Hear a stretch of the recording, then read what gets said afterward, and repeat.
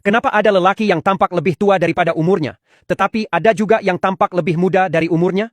Mau tahu apa rahasianya?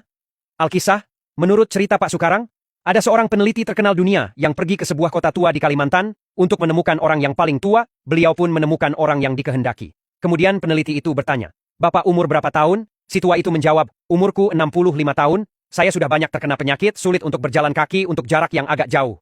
Peneliti tersebut melanjutkan pertanyaannya, "Apakah Bapak sebagai orang paling tua di kota ini?" Bapak tua itu menjawab, "Oh, tidak. Coba kamu temui bapakku saja." Peneliti itu pun menemui bapaknya si tua itu kemudian bertanya, "Umur Bapak berapa tahun?" Bapaknya si bapak tua itu menjawab, "Umurku 90 tahun. Sehari-hari saya hanya terbaring di tempat tidur. Pelayan saya melayani semua kebutuhan saya." Lalu peneliti itu bertanya lagi, "Apakah Bapak sebagai orang paling tua di kota ini?" Bapaknya si bapak tua itu menjawab, "Oh, tidak. Coba Anda temui bapak saya saja." Lalu peneliti itu pun menjumpai si kakek dari bapak tua itu, dan beliau bertanya, "Umur kakek berapa tahun?" Si kakek tua itu menjawab, "Umurku 115 tahun. Saya bersyukur, setiap pagi saya masih bisa melakukan olahraga jalan kaki, selama 1 jam untuk jarak 5 kilometer. Saya masih mampu melakukan pekerjaan untuk keperluan saya sendiri." Peneliti pun terus bertanya, "Apakah kakek sebagai orang paling tua di kota ini?" Kakek tua itu menjawab, "Iya, saya orang paling tua di kota ini."